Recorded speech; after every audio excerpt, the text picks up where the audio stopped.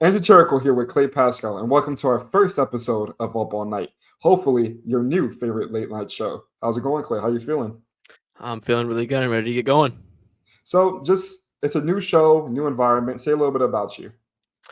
Well, my name is Clay Pasco, even though Pasco's not really my last name, but that's neither here nor there. I am a student at UCF. I'm going into my sophomore year. I am a legal studies pre-law major and minoring in political science. For Sons, I currently run the Instagram account, and I just help out wherever I can. What about you, Andrew? And you had beautiful performances on Clay's Corner. One of my favorite segments. A lot of the other team didn't think so, but I thought it was hilarious. But as everybody knows, I'm Andrew Cherico. You've seen me a couple times on Suns Live, chatting about football, basketball, baseball, whatever sport may be happening in the UCF community. I am originally from New York. I am a second-year student at UCF. I'm currently studying journalism. And a fun fact about me, and it's a recent claim on Twitter, that I am claiming the best video game player in the UCF athletic community until proven otherwise. Undisputed champ. Yeah, so basically, with this show, we plan to give you an all new perspective of young students just trying to enjoy and inform on the UCF community. So I guess that leads right into our first segment. Let's go into the Hot Absolutely. Wheel. All right. Yeah. Yeah. The Hot Wheel in this segment, all right, it's a wheel, is what it is. Many topics on it, up to 7. And what we'll do is we'll go through about 5. We'll spin the wheel, talk about it for 1 to 2 minutes, and then go to the next topic, spin the wheel again. And that's pretty much the Yeah. entire gimmick. And the reason why it is the Hot Wheel is because these are hot topics, hot trends, hot takes in the UCF community, stuff that can be universally talked about or stuff that is very specific. So I guess we can get right into it, Clay.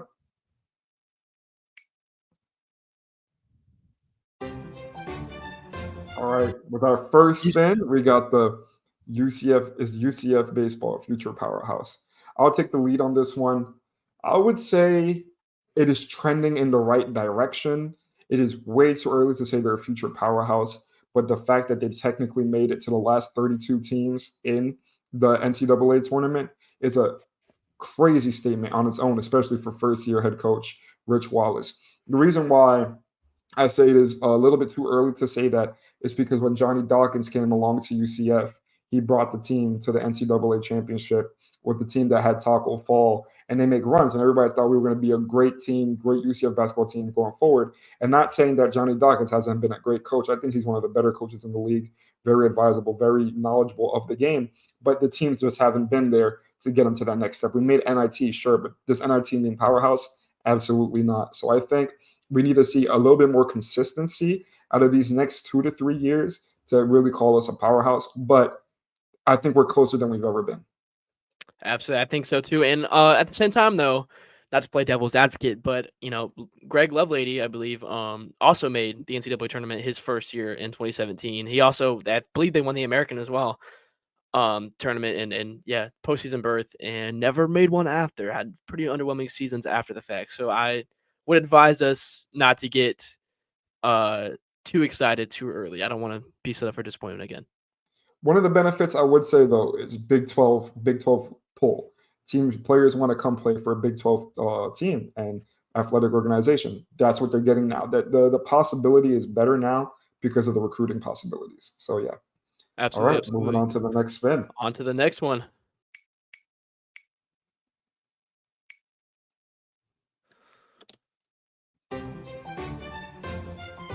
All right, the future of UCF basketball. All right, how are we feeling about that, Andrew? What do we think? What do we need to expect for next year? All right.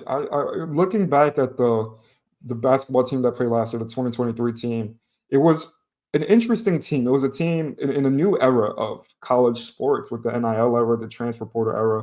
It was interesting. It was a team that was, I believe it was 10 new players on the team, which is insane when you think about it. Only 7 from the previous year.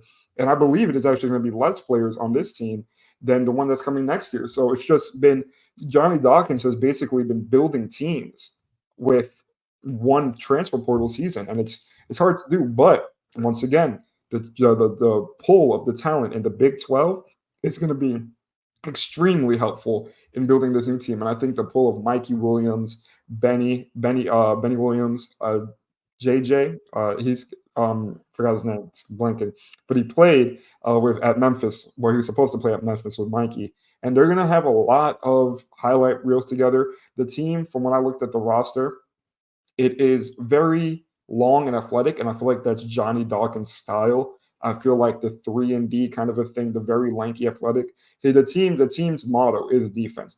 When you're playing UCF, you're thinking straight defense, and the offense is going to come off of that. The problem with the team last year was that the defense was there, the offense was non-existent. Hopefully, Darius Johnson and Jalen Sellers can create that chemistry and hopefully keep going along with the new additions on the team. So I think they can make an improvement. Not sure if it's going to be major because, once again, this is a team built in 1 year, as opposed to Houston, who's had many seniors on their teams and having a constant cycle. That's how they've built that powerful team right there, because it's just in and out, and their players are built homegrown, as opposed to UCF. But I think the team can be very talented next year. I agree. As long as we just improve that offense, man. Like I'm gonna be real. I don't really follow basketball. I watch the basketball games and whatnot, but in terms of ball knowledge, I'm not really there. But we played excellent defense, but that offense, man, that shooting, oh my gosh, just at brick after brick after brick after brick. Like I don't really play the sport, but man, like, can we get some drills going? I don't know, man. It's just as long as we improve that offense and with better recruiting, I have faith in Johnny Dawkins. Yeah, and the duo I was talking about was Mikey Williams and JJ Taylor. I just had to double check. I think they're going to put on so many highlight reel clips. You saw Jalen Sellers have some insane dunks last season. I think the same could be done with those two. I agree. And on to the next topic, right? Spin the wheel. Do it.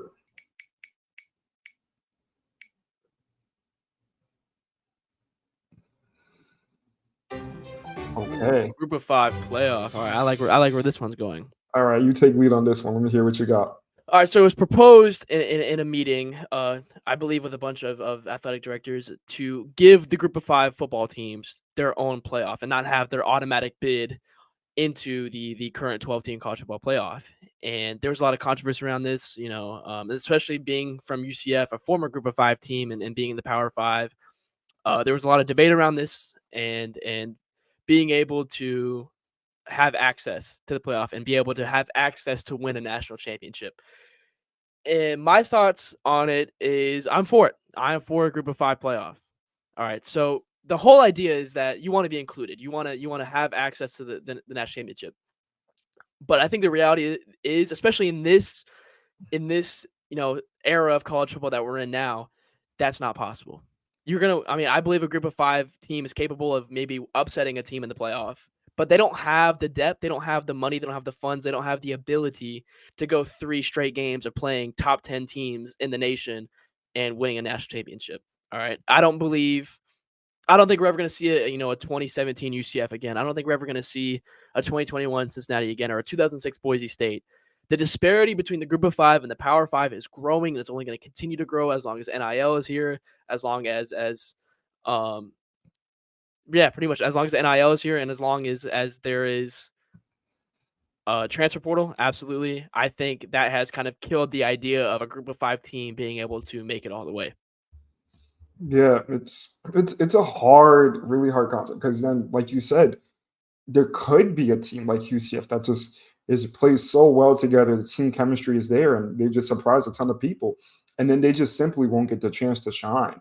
I wish there was some sort of system that they can build, like they have a mini playoff, and the team who wins that playoff, who's the most deserving, gets a bid to the NCAA football playoffs. I wish they can do something like that. The team most deserving in the G5 gets to play in the P5 football tournament.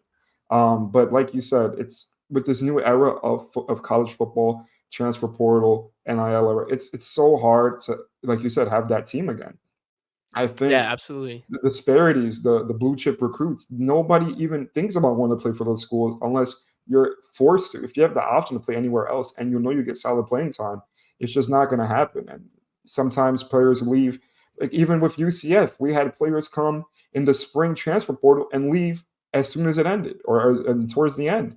There's people who came in and came out immediately. So the fact that they're doing that with G5 teams, it's hard. So I would say, for now, I think it could get views. It could have TV pull, because it's still a lot of people root for these schools. And I just wish there could be a system that if one of those teams makes it all the way, they get an automatic bid to the 12-team playoffs next year.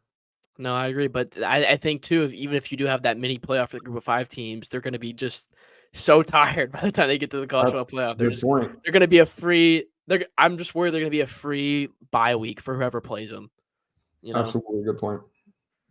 All right, and I think that should get us on to the next topic for spinning the wheels. So let's go ahead and get spinning again. Let's get it spinning, baby. And it's. Oof. Okay, I'm I ready got for into it. it.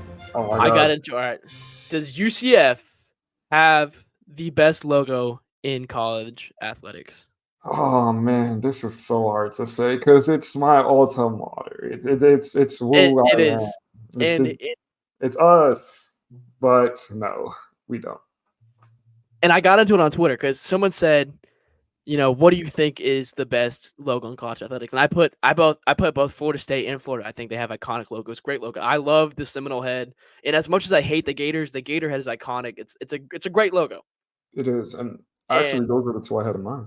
Yeah, exactly. They're amazing logos. I don't know why we didn't get whoever made those to make ours.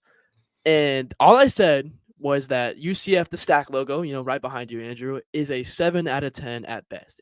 It's fine. It's nothing amazing. It's not bad. It's not great either. It's fine. And oh boy, I think I had like 2 likes on that tweet, but like 50 comments, 100 quotes, saying a lot of them just saying that I'm negative, and I'm an FSU homer, I'm a Florida homer. I'm not, and that I'm just being purposely negative towards my own team. And let me just say, I don't think admitting that your team isn't the best at something is negative. I don't think it is. If you, it's one thing to think that UCF, has an amazing logo. It's fine. It's another though to admit that it's perfect, and I don't think it is. It's classical. It's refined. There's something amazing. Now, if we went to the Knight head, the little nitro head that we developed in 2021, that's an amazing logo. I would immediately take back everything I said about Florida State and Florida if we went to that one as our full-time logo. I was actually just going to flip that question. I was going to ask, do you like the Nighthead logo better, or Absolutely, I love it. You? I think the it. Nighthead logo should be our primary, and I think it would it honestly, it strikes fear. I think it would strike fear. And I feel like you need like a solid logo, not just letters, to have an iconic logo. Absolutely. So, I don't like letter logos, and I never will. I think they're lazy. Right. And this leads us right in our next segment into Trivia Night. So we had the privilege of sitting down with Adam Eaton, our CEO, and asking him a few questions about his time here at UCF. He was here 50 years ago, I think, or something like that. And here's that right now. Ken. What's a hoe? No. All right, welcome. Hello, Adam. How are we doing today? What's up, gents? Sun CEO. I've never been called that before. This is quite an honor. I appreciate it.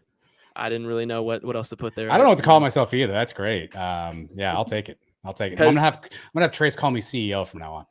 CEO and president are 2 different positions. President is of course Brian, and of course just be CEO. Yeah. All due respect to the Mr. President. I'm with you. So we got some questions for you today. I'm gonna go ahead and start there with question number 1. All right, and that is in 1998, your first year at UCF. Yeah. Our Golden Knights went 9-2. Can you tell me what teams UCF lost to that year? Oh, that's easy. So at Purdue was early in the season, and then if you guys listen, I know you guys are youngins, but that Auburn game in '98. I mean, we could win that thing. Dante pees down his leg. I don't know what happens there. We end up losing that thing 10-6. So Purdue, Auburn, 2 losses in '98. Can you tell me the scores? Purdue was 10-6. Oh, no, sorry. Auburn was 10-6. Purdue was it was a blowout. We scored 1 touchdown. I want to say 31-7.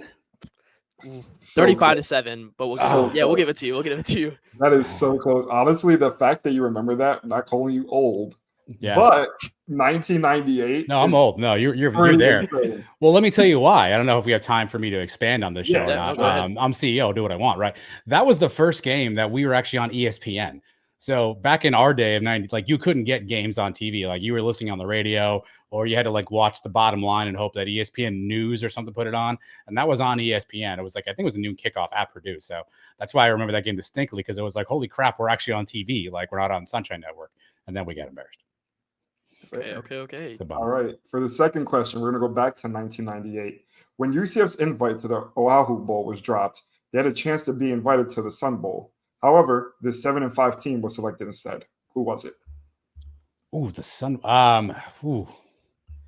So I know that something happened with UCLA and Miami in a late season game, which ended up bumping UCF out of the bowl game. I think Miami was not supposed to win that year. UCLA was supposed to beat them. It was a rescheduled game because of our hurricane. So I'll go with Miami, but I have no confidence of that answer. Go ahead, Andrew. Unfortunately incorrect. It was TCU. So it was it's probably 1 for 2 right now. I'm telling you, this is back in '98. So yeah, it is a time portal back. It is. I'm going to tell you where you messed up. So you were thinking of the Micron PC Bowl. Of course, I always am. Yeah. I always am. Yeah, that was the one Miami was supposed to lose to UCLA to give them that spot. And I always do. That damn Micron PC Bowl gets me every time. It gets all of us. Rest in peace. Rest in peace. All right. So question number 3. You can still make up. All right. In 2000, UCF defeated Alabama 40-38. Alabama's quarterback ended up throwing 4 picks that game. What was his name? Oh, he was terrible. He had a stupid name. Stupid name. It was like stupid name. It's like bleh, but not like. I want to say, did it start with a Z? Can you give me a hint? Did it start with a Z? It did start with his last name started with a Z. Yeah. I'm gonna go. I forget his first name. I thought his last name was Zhao. Z-O-W. That is correct. Andrew Zhao. Andrew Zhao. Okay. You said stupid name. I'm like, hold on. Andrew Zhao. Give me one other person name. Well, no, I'm sorry. Not the last name is stupid, Andrew. The first name, very presidential, very regal. The last name, what the hell's a Zhao? Yeah, no, I agree. Right. That is the first time I've heard that last name, to be fair. It's sad. And probably the last time, too, after that game. All right. So you're a Cowboys fan, right? That's correct. Can you tell us the last year the Cowboys made the NFC Championship? Not to sting the heart a little bit. All right, so let's see here. I'm gonna go. Was it 1996? 1 year off. 95, right? Yeah. Okay. Yeah. And this is supposedly America's team, by the way. 96 is when we lost to the Panthers, I think, in the playoffs. We went to Charlotte and the Panthers absolutely embarrassed us. I have that right. Every year. Troy Aikman was just a shell of himself at that point. Yeah. Adam, I have a quick question. Is it the Cowboys' year this year? No. What do you mean? Zeke's back. No. Zeke. No, is he back though? What's he back to? That's the thing. Like he's back to Dallas. Is that he wants like $9 million? I have no idea if he's worth it. Like that's the thing about the NFL is you either pay a quarterback like a bunch of money they're not really worth, and then you're cap strapped forever, or you find somebody who's willing to take a good deal and you can ride it out. Dallas is. We don't have enough around Dak to make him the best. I don't know how he finished second in MVP. It's a head scratcher to me. In the words of Jerry Jones, we're going all in this year. I just got to beat the Giants so I don't have to hear Mike talk. So I just need the Giants to go away. I have some Philly fans. I really need Philly to go away. Like Commanders, take it all away. I don't care. But I did Philly and New York. I need them out of my life as soon as possible. Fair. Well, you went 3 for 4 today, or no, I should say 2 for 4. 2 for 4. Yeah. That's 50%. Almost. That's not bad. Yeah, not bad. That's we will have guests on. Are there going to be standings? Yeah. Will you guys have like a leaderboard running that I can kind of see where I stack up? Like when your next guest comes on, who I know he's going to bomb because what does this guy know? So I just want to know the leaderboard so I can kind of track my progress. Absolutely. And 2 out of 4 to Mike, that's passing. So C's get degrees, Clay. C's get degrees. That's all I can tell you. It's more like a D-, but we'll slide. Wow. Yeah. You guys don't have a curve in college? They got rid of the curve in UCF? I asked my professor for a curve. She told me to get out of her office. So. Yeah, same. I don't get a curve either. So, poor kids. Well, anyways, Adam, thank you so much for being here this week. Maybe we can have you back some other time, and you can get the questions right. And that's I deserve all the shame in the world, Clay. That's my fault. No, it's all good. It's all good. But until then, go record Suns Pod tonight. Make it fascinating, make it good, and we'll see you next time. Awesome. Thanks, guys. Thank you, Adam. No problem. So hopefully you had fun watching Adam struggle, or I guess 50% is not terrible with the questions. But hopefully you enjoyed that segment, and we'll have more guests on, so be on the lookout for that. All right. Now, segueing into our next segment is Weekly Nightmares.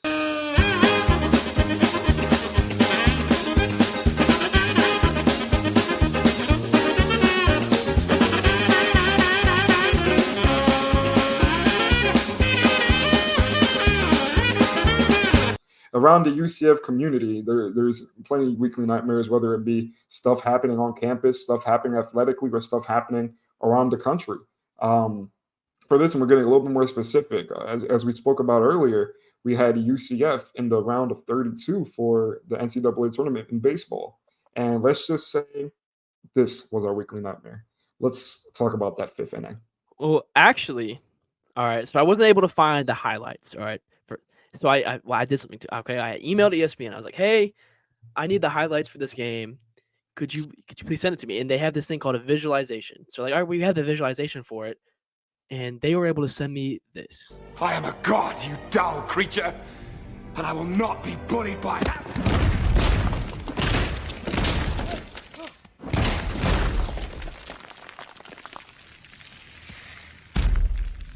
Puny god. They weren't too nice to me about it. They told me to stop emailing. I could say that is the most accurate representation of what FSU did to UCF. We went up, 9 runs in that It was inning? 9 runs in that inning. It's just like you went in there super confident. You were up, what was it, 4-2?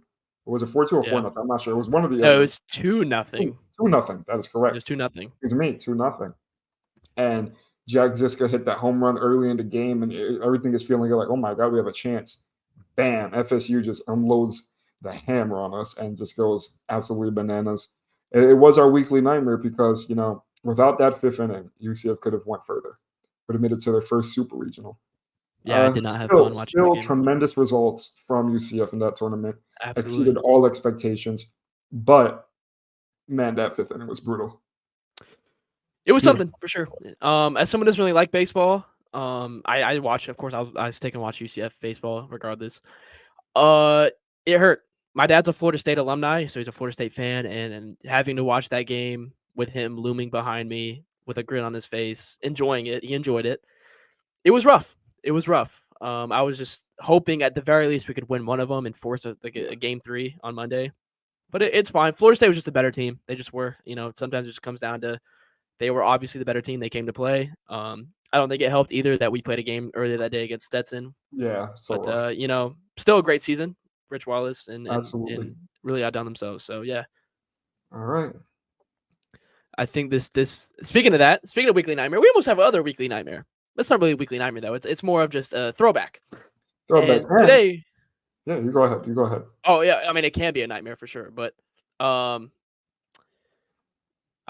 don't know where it is. But anyways, I'm trying to look for the banner. The throwback. We're going to do a throwback today. And that's going to be a segment we're going to do every single week, throwback. We want to remind you, you can tend to forget things as we all do. And we want to remind you of old UCF plays. So today, this is what we have to show for you. Coming after. McClain. Running out of time. What do you got? McClain. He's still on his feet. Oh my goodness. It's caught. Unbelievable. But do you know how often I see that on TikTok and Reels where somebody like, yo, look at this crazy play. And everyone in the comments is like, dude, that was insane. Like, UCF must have won that game, right? They must have won that game. No, we didn't. No. And what's even funnier about that is at halftime, I moved to the club section because there was no one there. I just walked in the club section. I'm not going to sit in that janky student section anymore. I'm going to go sit in the club seats, with the rich people. Yeah. And I was 2 rows up on that side of the stadium. So I got to see Timmy do that right in front of me. And it would it ruined my night. It was, I would say, with all the buzz of the new NCAA football game coming out, that is the most remote throw from a video game you would ever see. I've done that in Madden at least 20 times on multiple occasions. So the fact that happened in real life and I was sitting around the 50-yard line, closest to the field as can be, it was insane to watch that happen. Like you said, unfortunately, I don't know how we didn't win that game. It was that game, probably one of the most heartbreaking games of it. Changed the whole momentum of the season. But we do have to give props to Timmy for that play. But otherwise, insane. And speaking on the throwbacks, each week it might be a good throwback, it might be a bad one. So just prepare which one. You take a guess on which one it's going to be. But yeah, that was our throwback, and we just thought one of the craziest play last year. Why not start off our throwback with that? All right, so that transitions us into our betting lines. I don't know. I'm under 21. Betting lines. I'm under 21, but these aren't real bets. These are prop bets. Yeah, and two, some sports betting apps let you do. They let you do. They still let if you're 18. I think PrizePicks is 18. Yeah, I think it's 18. But anyways, okay. So, what do you guys know about Panthers Mike? Formerly UCF Mike 1, but now he's Panthers Mike. He is a huge Panthers fan. I don't know where this came from. Maybe I know I haven't known him. I've only known him maybe a year now. He never mentioned it. But now he likes to go on little what I like to call Twitter tirades. All right, he's always tweeting about the Panther, the Panthers. So, our current betting line right now is the Panthers have made the finals. They made the finals, and our betting line is over under 3.5 tweets tweeted per game per night by Panthers Mike 1. So I based this. I made the line myself because the last 2 games he's tweeted. One tweeted 3 times, the other tweeted 4. So I want to know what you're betting on, Andrew. You betting over 3.5, or are you betting under 3.5? I do just have to start by saying the picture I believe that he's at that game at is against my New York Rangers, which they beat us. It hurt my soul. And looking at his tweets, I'm like, damn, this guy's a Panthers fan. It hurt. It hurt. The rebrand was real, by the way. The rebrand was crazy. Yeah, the rebrand was nuts. I'm not gonna lie. But yeah, he didn't tweet too much, but it is the Stanley Cup. So I definitely expect the tweets to go up. I don't think he's ever going to be more locked in his entire life. And trust me, this Rangers team that we had was really solid. I think we had the better goalie in the series, to be honest. Mike, if you're listening, shut up. Shesterkin is better. But I think it's going to be he's going to go for the over. I'm going to disagree with you here, Andrew. I'm going to go the under. All right. I think he's going to be at the game. I think he's going to be drunk out of his mind. He's going to be there rooting. I think his if he has friends that care about him, they're going to take his phone away, as any friend should, in that situation. So I'm going to go under. I'm going to say he doesn't tweet. Hopefully, I don't even know who the Panthers are playing. I don't really keep up with hockey, but whoever they're all playing, beat them, please. He doesn't deserve this. Mr. Panthers Mike does not deserve this win. He doesn't deserve it. And does the pregame selfie count, like him showing himself at the game? That has to count. We'll count the pregame. Yeah, we'll count the pregame selfie. All right. Yeah. So yeah, I like my odds. Okay. It's just going to be like they're going to score. It's going to be a heavy scoring series. Edmonton is a very dominant offensive team, so I think it'll be a lot of heavy scoring. I think he's just going to post a crap ton about it. I agree.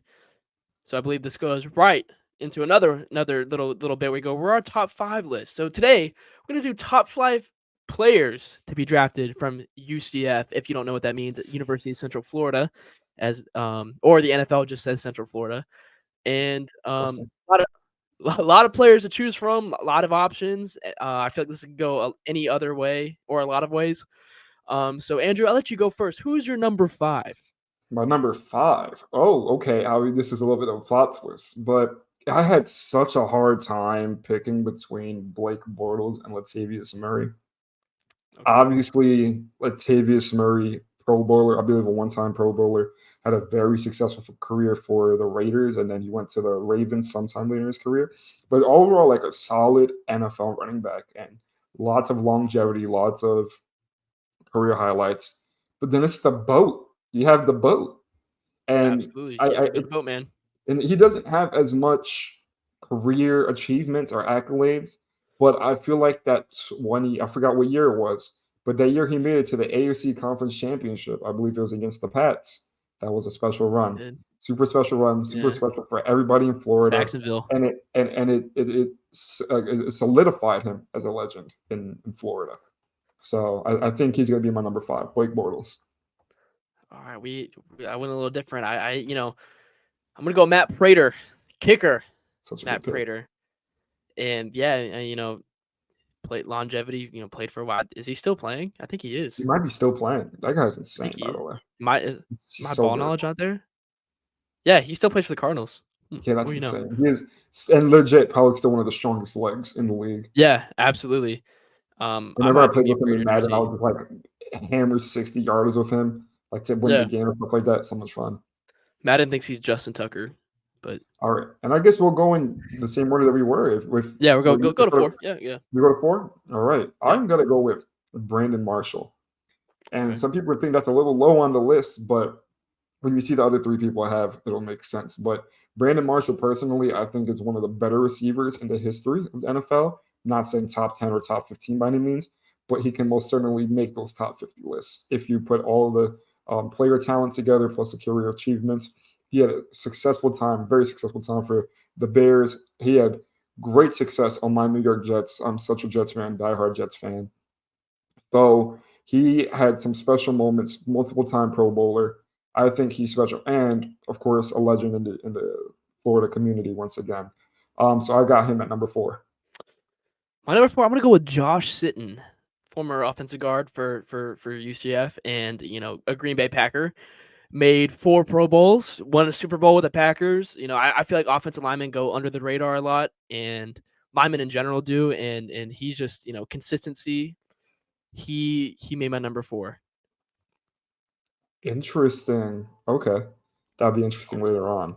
So I guess I'll start back off with number 3, and then I'm gonna have you start with number 2. But I'll start off with number 3. I chose Asante Samuel. Okay.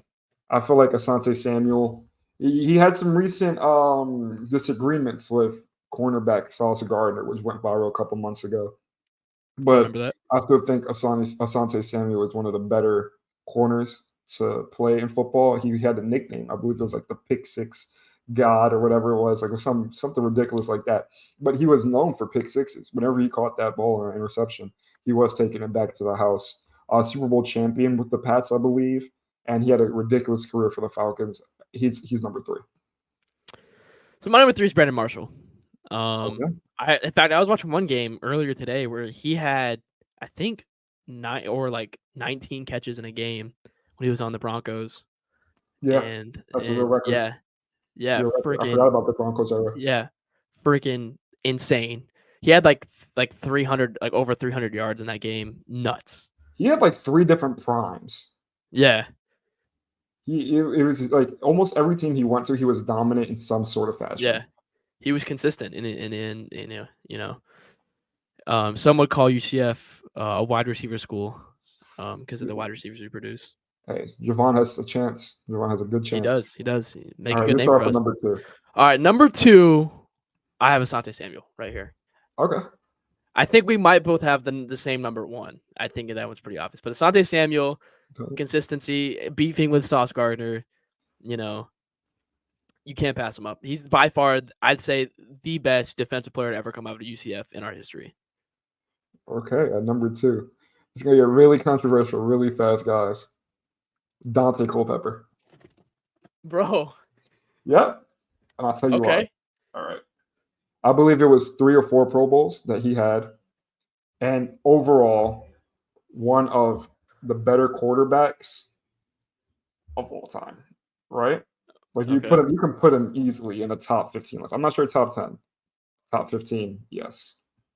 Dante Culpepper, no doubt, the second best player. It's just when you see who I have at number 1, and I'll go with number 1 right now because I know you have Dante Culpepper at number 1. I do. I have Josh Sitton. Yeah, okay. Because I really think he is one of the best guards of all time. And you could put him in top 7 guards. Oh, yeah, 100%. And I think offensive linemen are so underrated. I think it is a travesty how much they're underrated. Whenever somebody's in the draft and you draft an offensive lineman in the first round, like, ew, why'd you draft that guy? But then that guy ends up being your offensive lineman for the next 15 years, winning Pro Bowl after Pro Bowl. And I just think it's so underrated that so under the radar, like you mentioned before. I don't disagree with you having him at number 4. I just think it's not as flashy as a number 1 overall pick. But Josh Sitton, I just feel like with the Super Bowl champion he had, and I can name, I think it was like 5+ Pro Bowls. one of the best guards of all time to ever do it. I think he deserved the number one spot. Dante Culpepper, more flashy name, more legendary name, I guess. But in terms of career accomplishments, career achievements, Dante Culpepper's right there, but Josh Sand's right here. No, more I agree. Like yeah, I that. got Dante at 1. And that's pretty self-explanatory. Literally exactly what you said. But Dante also played at UCF, and at the time he was seen as a lesser program. And speaking of lesser programs, we have a scouting report. Our scouting report segment. So what this is I am taking a look at, or we're taking a look at all the teams UCF plays in 2024 in football on our schedule, and then we're going to do scouting report. Tell you about these teams, what to expect. So we're going to start with New Hampshire and Sam Houston State. So I do have some notes right here. I forgot to share them with Andrew, so I might have to carry this for us, but that's fine. So New Hampshire, they're in the FCS, and that's pretty much all I can say. They're, don't take them as a joke. Furman happened in 2015. They were FCS school and upset us at home. But I do have a fun fact from New Hampshire is that Ohio State head coach Ryan Day played for New Hampshire back in the day. I thought that was pretty neat fact. But anyways, Sam Houston State. So the Bearcats. So this one's a little bit more complicated here. So they moved up from the FCS in 2022 or 2023 last year. They won the FCS national championship in 2020, which is what got them into the FBS pretty much. They're in Conference USA, of course. They went 3-9 last year in Conference USA, but they lost 6 of their 9 games by 1 score or less. In fact, 2 of those games they lost went into double overtime. They also lost to BYU by only 14 points. They lost, BYU only beat Sam Houston State 14-0. And pretty much the general consensus is Sam Houston State is going to be better this year. So I don't think we should be concerned. I do think, though, they did take, BYU only beat them by 2 touchdowns. So that's probably a little bit concerning. BYU was very good last year. They went 5-7. But at the same time, I feel like if Sam Houston State comes in here with someone to prove, it could be Furman 2.0. Embarrassing loss. So all right. Everything you just said, personally, I don't really care. I don't care at all. If Gus somehow loses any one of these 2 games, he is on the hot seat immediately, and fans will be calling for him to be fired immediately. No, I agree. There's no excuse to lose any of these 2 games. New Hampshire was 6-6, I believe, in the FCS, right? Yeah. And then Sam Houston was 3-9 in the FBS. There is absolutely no reason we should lose this game. There's fans predicting that they're going to win the Big 12 championship. If you lose a game to either of these 2 teams, as a matter of fact, only win by less than 2 touchdowns, you guys, UCF is not going to be the team we expected next year at all. So personally, both these teams get D-minuses from me. I could care less about these 2, and I think it's just going to be more of like a scouting report. And this words could come back on me. I can be looked like an idiot. Like, oh wow, look at this guy. I'm going to clip this. Yeah, clip it, please, because I will not be wrong. This team, I predict. We've seen it so many times, but if they only even win by 2 touchdowns, that's embarrassing in itself. I think they should blow them out easily by 24 plus points. Speaking of Gus, Sam Houston State has their defensive coordinator is only 29 years old. He's the youngest defensive coordinator in the FBS. He was a graduate assistant coach at Auburn during Gus Malzahn's tenure at Auburn. So this means that he will be a coach here under Gus Malzahn in just a few years. We know Gus Malzahn's coaching tree. Yeah. Malzahn's coaching pull and recruiting pull for some reason is just on godly levels. I don't know how he does it, but it's so much fun to watch. So yeah, I agree. Yeah. AKA, if anyone ever coached with him at Auburn, he's probably going to bring him into UCF at some point. All right. So our next segment. It is the UCF Fan of the Week, and this gives us the opportunity to display either a good or a bad fan, just like the throwback. You can guess who before. You can guess if it's going to be good or bad. But I feel like no doubt this week is the positive, and it goes to Mr. Emptiness, a.k.a. Michael. Look at those gains. Damn! It makes me want to drive through a brick wall. Do you understand how, like, he's motivating me by that picture? Do you understand what that means? I feel it right now. And look, somehow his aura made the word GOAT right in front of him. So that's just how you know. GOAT. I didn't put that there. That was already there, man. It's just there. But yeah, no, we have to give a huge shout out to Michael for his insanely good play-by-play tweets of the UCF baseball tournament. I wasn't even able to watch some, but I knew exactly what was going on in each game just by looking at his tweets. It's some of the best play-by-play reporting I've ever seen, even better than professionals who do it for a living. And Absolutely. he does it as a Sons of UCF adopted son. So yeah, he writes so elegantly. Like I be reading his tweets and I'm just like, yeah, man, I don't know what this even means, but these baseball terms, that's what's up. So excited for him to be on the Suns team, and Yeah, it's just like I'm with him at the games, and I see him like tweeting, and he's like literally like a robot tweeting it. Like he doesn't even have Twitter Blue, and he's not making any typos, no mistakes, and he gets it out way faster than I could ever imagine. Insane. No, and he got me to watch baseball. He got me to watch it. Like I was never interested at all. I see him hyping it up, and I was like, you know what? I'll give it a shot. It's UCF, and here I am. Watching baseball. I never thought I'd ever do it, but. So yeah, be sure to follow at Emptiness4 on Twitter or X, whatever people call it now, because he most certainly deserves it. I think that might be all, Andrew. I think, we got our coffees, we're finally done, and I think we finally been up all night. I'm feeling tired. Have you been up all night? We've been up all night. I am certainly tired. Got a lot of good topics to talk about, a lot of fun things, great segments. So yes, that was the last episode of Up All Night. The first episode of Up All Night. Well, hopefully we're not ending that soon. Yeah, I'm tired. You're tired. We've officially been up all night.